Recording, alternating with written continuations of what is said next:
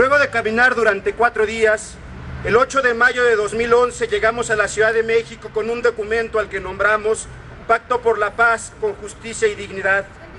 En este documento planteamos 6 exigencias básicas como elementos fundamentales y piso mínimo para iniciar la reconstrucción de nuestro país. Estos puntos son: 1.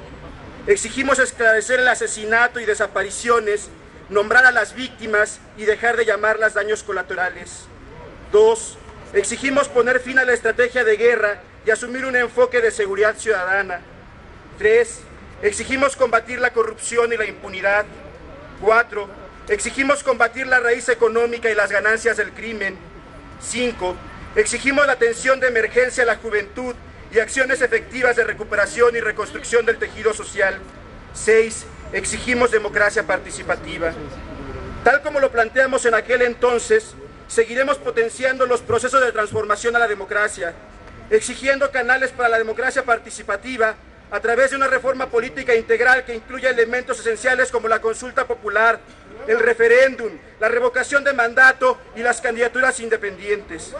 Asimismo, continuaremos demandando una política de Estado en materia de telecomunicaciones que rompa en el menor tiempo posible con los monopolios y genere una democratización y apertura a la competencia y al fortalecimiento de los medios de comunicación públicos.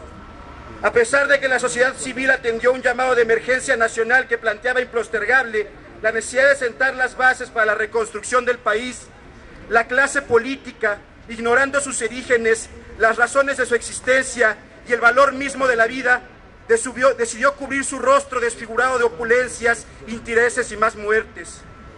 Como respuesta a la profundización de la violencia del Estado y de los grupos criminales, hemos visto nacer diferentes procesos de resistencia que se han extendido a lo largo y ancho del país, encontrando en las víctimas de la guerra, como las madres de desaparecidos que hoy se encuentran en huelga de hambre frente a la Secretaría de Gobernación, en los jóvenes, como el Yo Soy 132, que vuelvo a apuntar por la democratización de la vida pública como elemento para la reconstrucción del país, y en los pueblos originarios, que a partir de sus experiencias de seguridad comunitaria han roto y cuestionado el espiral de muerte y de violencia que azota el resto de la nación. Todos ellos y ellas referentes de la cara más digna de la resistencia.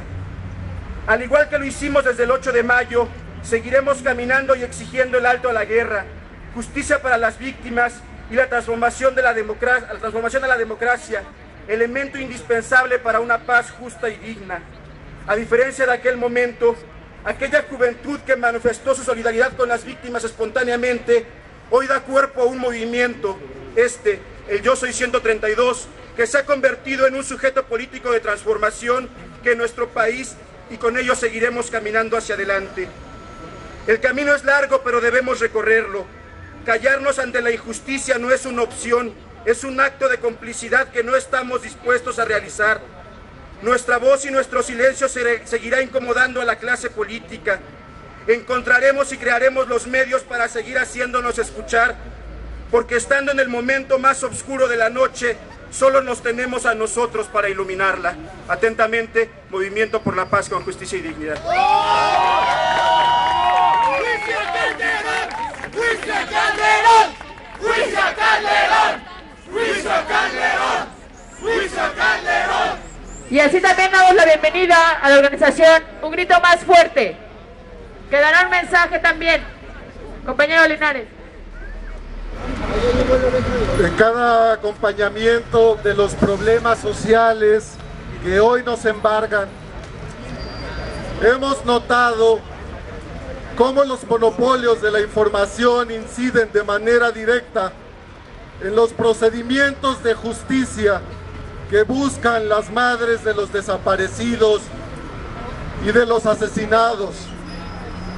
Inciden en la imposición de las mafias, en las instituciones políticas, en el control de la economía y el consumo y en el acceso a la educación, en simular el desarrollo del país y en condicionar el acceso a la vivienda y el empleo de muchos de nuestros migrantes centroamericanos y mexicanos.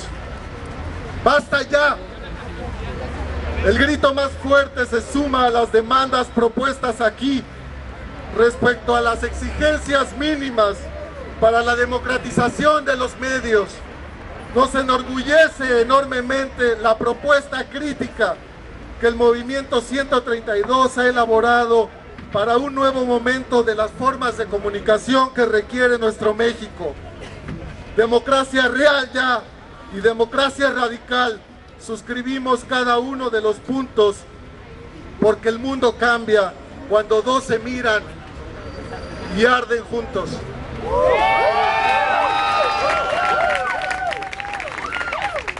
A continuación, otro de los videos realizados por nuestros compañeros Resistencia 132.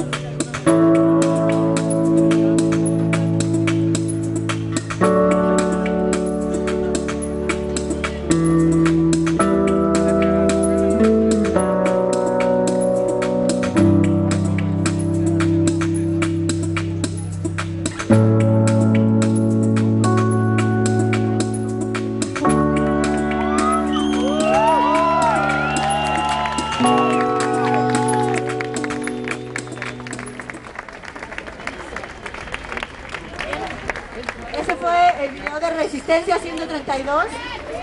Les recordamos que... ¡Resistencia! ¡Resistencia! ¡Resistencia! ¡Resistencia!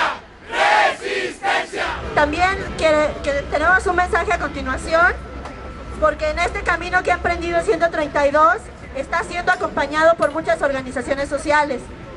Nos han hecho llegar los compañeros de la Escuela Normal Rural Vasco de Quiroga, de Tiripetío, Michoacán, un saludo que vamos a leer a continuación. Los problemas en Michoacán se hacen notar con la administración del PRI, que encabeza Fausto Vallejo Figueroa y Jesús Reina García.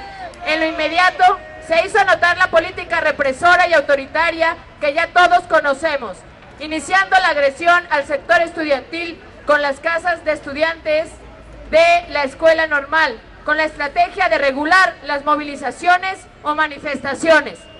Asimismo, se venía concretando la reforma educativa en todos los niveles, desde inicial hasta medio superior y superior, de lo cual las autoridades, en conjunto con Gobernación, dan a conocer la implementación de la reforma curricular para normales, aunque no estuviera acorde con las condiciones que presenta el Estado de Michoacán. Pero los medios masivos de comunicación e información, como son Local News, CB Noticias, CNN, Cuadratín, TV Azteca, daban a conocer que la educación en Michoacán es muy precaria y no avanzaba porque las normales se negaban a aceptar la imposición de una reforma educativa de los cuales los medios aprovechaban para decir que tal reforma era necesaria en el Estado para que empezaran a surgir los avances necesarios de la modernización. Aunado a todo lo anterior, las normales oficiales del Estado de Michoacán piden una audiencia con las autoridades correspondientes para dar solución a la problemática, donde las autoridades muestran una cerrazón, ya que mencionan que ellos no podían hacer absolutamente nada porque no les competía, y se lavaban las manos diciendo que era un decreto federal, y si queríamos tratar algo nos fuéramos al Distrito Federal. Para esto las normales meten la solicitud de transporte, de lo cual se da una negativa a tal solicitud, orillándonos a tomar otras alternativas de presión. A lo posterior, los medios comienzan a difundir y a presionar al gobierno para que aplique el Estado de Derecho contra los estudiantes normalistas, porque la sociedad ya estaba cansada de tantos desmanes que hacen estos pseudoestudiantes, recurriendo al gobierno de Fausto Vallejo al hostigamiento, la vejación, la represión con el operativo de policías federales y estatales, implementando la madrugada del 15 de octubre en el CREM de Arteaga, en IM y en la Escuela Normal Vasco de Quiroga, donde los medios de comunicación felicitaban al gobierno por la oportuna decisión que tomó, y que eso era lo que hacía falta, un gobierno que no le temblara la mano. Hacemos nuestras las propuestas del Movimiento 132, hasta la victoria siempre, patria o muerte venceremos.